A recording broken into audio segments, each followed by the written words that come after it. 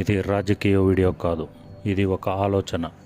ఇది మన పిల్లల భవిష్యత్తు గురించి, దేశ భవిష్యత్తు గురించి కూడా. 5వ తరగతి నుంచి కాలేజ్ వెళ్ళే పిల్లలు అసెంబ్లీ సమావేశాలు ప్రత్యక్ష ప్రసారాల్లో వస్తున్నాయన్న విషయం తెలిసి వాటిని నిజంగా ఎంతమంది చూస్తున్నారు? ఈ ప్రశ్న నుంచే ఈ వీడియో మొదలవుతుంది. 5వ తరగతి నుంచి కాలేజ్, కనీసం PUC చదివే వారి వరకు అయినా ప్రతి ఒక్క విద్యార్థికి అసెంబ్లీ బడ్జెట్ సమావేశాలు మరియు ప్రతి అసెంబ్లీ సెషన్ స్కూల్ మరియు కాలేజీలో లైవ్ చూపించాలి. దీనివల్ల 18 సంవత్సరాలు నిండే సమయానికి ఎవరికి ఓటు వేయాలి అనే విషయంలో విద్యార్థులు సరైన అవగాహనతో కూడిన నిర్ణయం తీసుకోగలుగుతారు. ఇది రాజకీయ ప్రచారం కాదు, ఇది అవగాహన. ఇది ప్రజాస్వామ్య విద్య. ఒకప్పుడు అసెంబ్లీ సమావేశాలు 30 రోజులు, 40 రోజులు, కొన్నిసార్లు 50 రోజులు కూడా జరిగేవి. కానీ ఈరోజు పరిస్థితి ఏమిటి? 5 రోజులు, 6 రోజులు, చివరికి ఎక్కువ అంటే 10 నుంచి 15 రోజుల్లోనే ముగిసిపోతున్నాయి. ఇది ప్రజాస్వామ్యానికి సరైన విధానమా? మనందరం ఆలోచించాలి. పిల్లలకు ఈ అసెంబ్లీ సెషన్స్ చూపించడం వల్ల వారి చదువులకు ఎలాంటి పెద్ద మైనస్ ప్రభావం ఉండదు. చదువు తగ్గదు, కానీ అవగాహన పెరుగుతుంది. పిల్లలకు విజ్ఞానంతో పాటు పరిజ్ఞానం కూడా అవసరం. పుస్తకాలు విజ్ఞానం ఇస్తాయి, కానీ సమాజాన్ని చూసి, చర్చలను విని, అసెంబ్లీని ప్రత్యక్షంగా చూసినప్పుడు పరిజ్ఞానం వస్తుంది. విజ్ఞానం లేకుండా పరిజ్ఞానం లేదు, పరిజ్ఞానం లేకుండా విజ్ఞానం అసంపూర్ణం. రాజకీయాలు పిల్లలకు ఎందుకు అన్న ప్రశ్నకు సమాధానం. కొంతమంది అడుగుతారు, రాజకీయాలు పిల్లలకు ఎందుకు అని. నేను చెప్పేది స్పష్టం. రాజకీయాలు అవసరం లేదు, కానీ రాజ్యాంగం గురించి తెలుసుకోవడం ప్రతి పౌరుడి బాధ్యత. దేశం ఎలా నడుస్తుంది, చట్టాలు ఎలా తయారవుతాయి, బడ్జెట్ ఎలా ప్రవేశపెడతారు అన్నది పిల్లలకు తెలిసి తీరాలి. Assembly live class room. Budget సమావేశాలు అంటే ఒక లైవ్ క్లాస్ రూమ్. ప్రతి సంవత్సరం బడ్జెట్ సమావేశాలు ప్రవేశపెడతారు.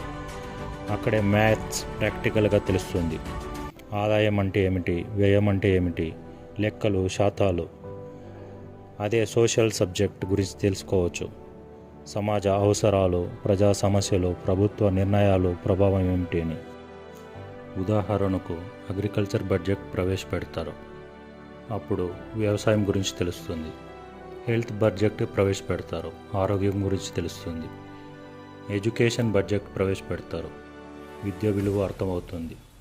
ఇలా ప్రతి ఒక్క పౌరుడికి అవసరమైన ప్రతి విషయం అసెంబ్లీ ద్వారా తెలుస్తుంది. పుస్తకాల్లో ఎక్కువ గత చరిత్ర మాత్రమే ఉంటుంది, కానీ అసెంబ్లీని చూస్తే ప్రస్తుత సమాజం, భవిష్యత్తు నిర్ణయాలు, అంతర్జాతీయ విషయాలు ప్రభావం అన్నీ అర్థమవుతాయి. ఈరోజు మనం చూస్తున్నది ఏమిటి?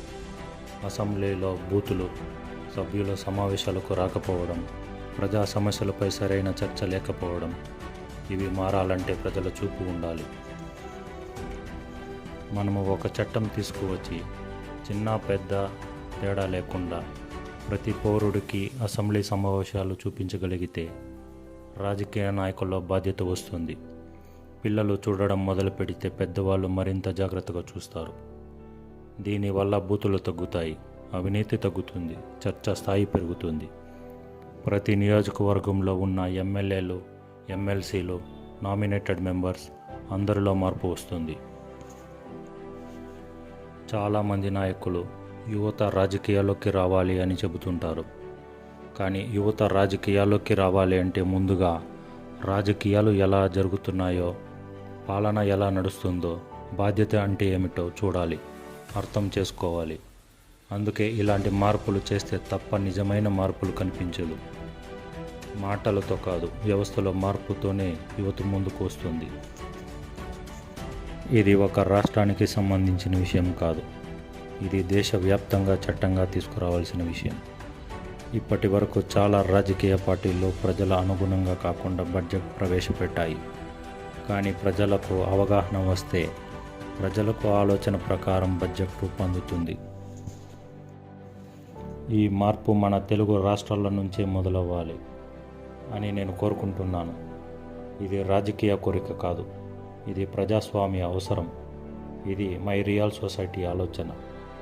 ఇది మన పిల్లల భవిష్యత్తు, దేశ భవిష్యత్తు కూడా. పుస్తకం విజ్ఞానం ఇస్తుంది, అసెంబ్లీ పరిజ్ఞానం ఇస్తుంది. 18 సంవత్సరాలు నిండేసరికి సరైన ఓటు నిర్ణయం తీసుకునే పౌరుడిని తయారు చేస్తుంది.